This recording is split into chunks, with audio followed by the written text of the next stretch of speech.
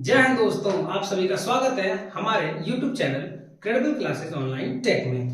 दोस्तों, प्रतियोगी परीक्षाओं की तैयारी के लिए, हर एक प्रकार की प्रतियोगी परीक्षाओं की तैयारी के लिए हमारे पास ढेर सारे तथ्य हैं यहाँ पर मौजूद हैं। यानी सभी प्रकार के सब्जेक्ट की तैयारियां हो चुकी हैं। आप सभी लोगों के लिए ये चीजें तैयार हो चुकी है, आपको इसका फायदा उठाना है। तो इसी क्रम में आज हमारा जो दूसरा टॉपिक है, पहला टॉपिक मैंने सिलेबस बताया था इतिहास का, कि इतिहास में हमारे चैनल से क्या क्या पढ़ाया जा रहा है, ठीक है। और दूसरा जो है वो है राजनीतिक शास्त्र यानी कि पॉलिटिकल साइंस।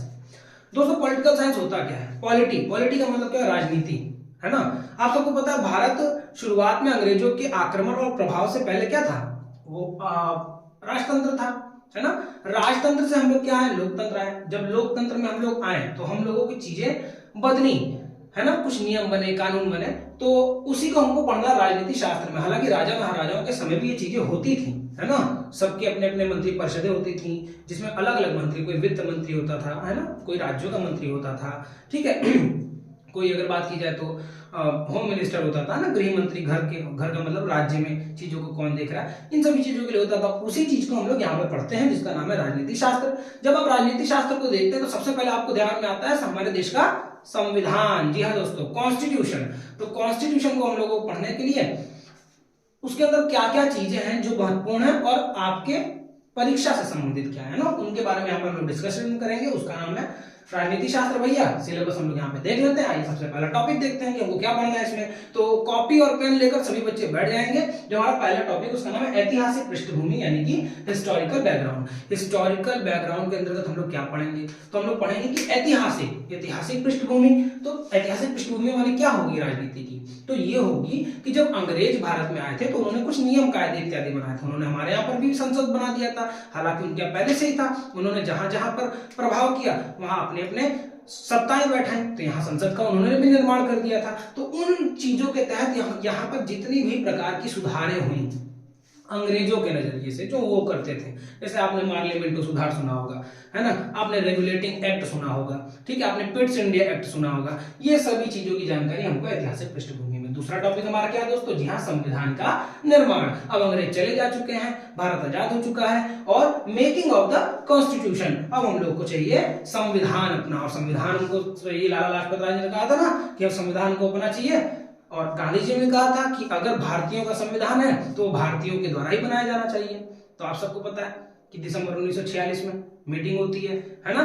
हमारे उस समय के वरिष्ठ जो संविधान सभा के वरिष्ठ व्यक्ति होते हैं, डॉक्टर सच्चिदानंद सिन्हा जी, उनको अस्थायी अध्यक्ष बना दिया जाता। बाद में हमारे देश के पहले राष्ट्रपति डॉक्टर राजेंद्र प्रसाद जी को अध्यक्ष बनाया जाता और उनकी अध्यक्षता में कार्यकारिणी शुरू हो जाती है। जनक तो हम सबको पता है कौन है, हमारे भीमराव अंबेडकर जी, हमारे बाबा साहब। तो इस चीजों को हम लोग संविधान के निर्माण में पढ़ेंगे। अब जब संविधान बना तो भारत क्या होगा? भारत भैया राज्यों का संघ होगा। क्या होगा?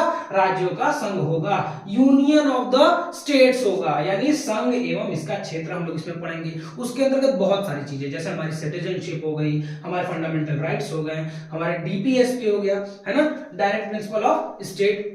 ये सब चीजें हम लोग को पढ़ना है। राज्य के नीति निर्देशक तत्व जिसको हम लोग कहते हैं, ये हमको पढ़ना है। फिर मौलिक कर्तव्य, मौलिक अधिकार, ये सब चीजें हम लोग को पढ़ना है। मौलिक कर्तव्य क्या हो सकते हैं? देखो बेटा, जब भी आपके पास कुछ अधिकार होंगे, है ना, तो आपके पास कुछ ना कुछ कर्तव्य जरूर होंगे। If you have some rights, definitely there will be some duties, है ना।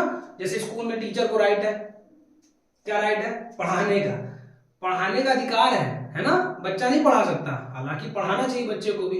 ये तो हमारे शिक्षा में आनी चाहिए कि आज जैसे हमारे सिलेबस खत्म होते हैं, बच्चों को भी कॉन्फिडेंस देना चाहिए कि आप आइए और पढ़ाइए। लेकिन हाँ देखो, टीचर को अधिकार है पढ़ाने का। अधिकार के साथ साथ कुछ क्या है? दायित्व भी है, यानी उसी दायित्व को हम लोग क्या बोल सकते हैं? उसको कर्तव्य बोल सकते हैं। मम्मी को अधिकार है हम लोगों को पूछने का, है ना। मम्मी धोती है तो धोने के साथ साथ हमको पालने का, उनका पालने के लिए कर्तव्य तो उनका है ना। हम लोग के पास कुछ अधिकार, हर छोटे के लिए बड़े का अधिकार होता है, लेकिन उसके बाद कर्तव्य भी होता है। तो ये हम लोग मौलिक कर्तव्य पढ़ लेंगे। फिर हम पढ़ेंगे फेडरल सिस्टम यानी कि संघीय व्यवस्था। भारत क्या होगा? भारत राज्यों का संघ होगा। संघ का मतलब क्या है? सत्ता का विकेंद्रीकरण, है ना। सत्ता का विकेंद्रीकरण यानी सत्ता बट जाएंगी, केवल एक व्यक्ति के हाथ में नहीं रहेंगी, निरंकुशवादी नहीं, वो ऑटोक्रेसी नहीं चलेगी, ठीक है। ये सत्ताएं बटेंगी, किसमें बटेंगी? तो राज्यों में बटेंगी, केंद्र में बटेंगी, राज्य में बटेंगी और स्थानीय सरकारों में बटेंगी। तो संघीय व्यवस्था।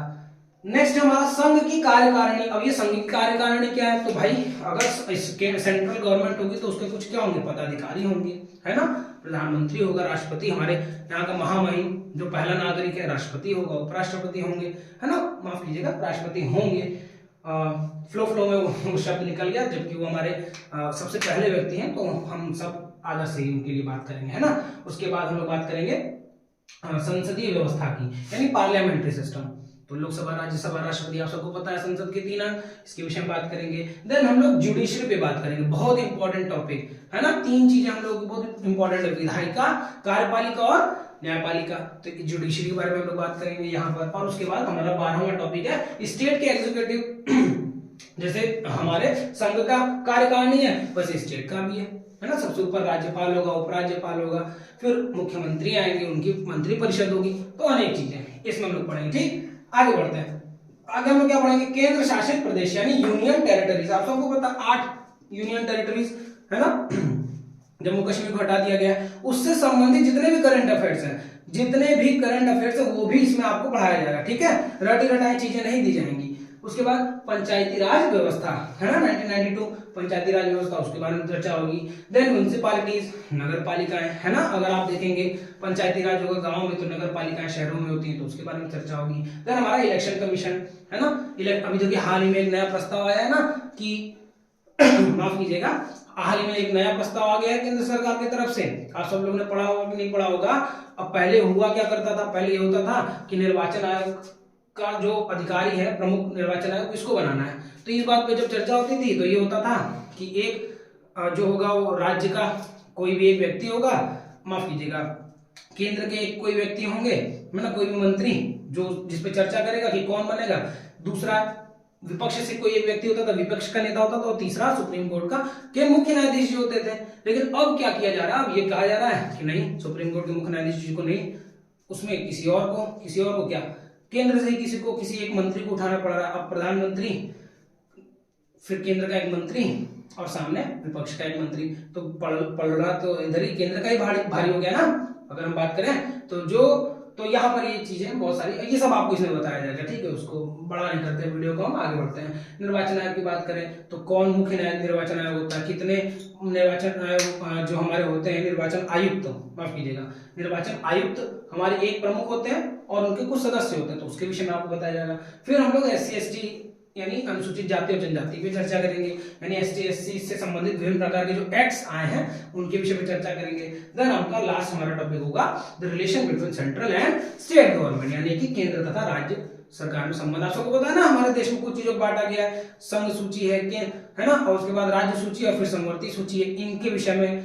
अगर कोई नियम है जिस पर केंद्र बना रही है नियम और राज्य उसको नहीं चाहती है, तो उसके लिए क्या किया जा सकता है, सुप्रीम कोर्ट कैसे हस्तक्षेप कर सकती है, केंद्र राज्य में अगर कुछ रिलेशन बिगड़ रहे हैं, या तो बहुत सारी ये सभी चीजों को आपको यहाँ पे दर्शाया जाएगा, समझाया जाएगा मेरे द्वारा। और सभी प्रकार के से संबंधित जितने भी प्रकार के अमेंडमेंट्स हैं, जैसे संशोधन हो गया, ठीक है, प्रमुख अनुच्छेद है, ये सब चीजें, ये सब आपको एक्स्ट्रा में इसमें मिलेंगी। सभी प्रकार के चीजों का नोट्स, PDF, ये सब हमारे नीचे आप लोग डिस्क्रिप्शन में देखिएगा, व्हाट्सएप और टेलीग्राम चैनल पे आपको मिल जाएगा। ठीक है, ये आपका सिलेबस है, मैं 1 मिनट के लिए हट जा रहा हूँ, आप सभी उसको देखिए, स्क्रीनशॉट लीजिए, नोट जरूर कीजिए कॉपी में, और कल से क्लास के लिए रेडी हो जाइए। ठीक है, चलिए, थैंक यू सो मच, जय हिंद, जय भारत।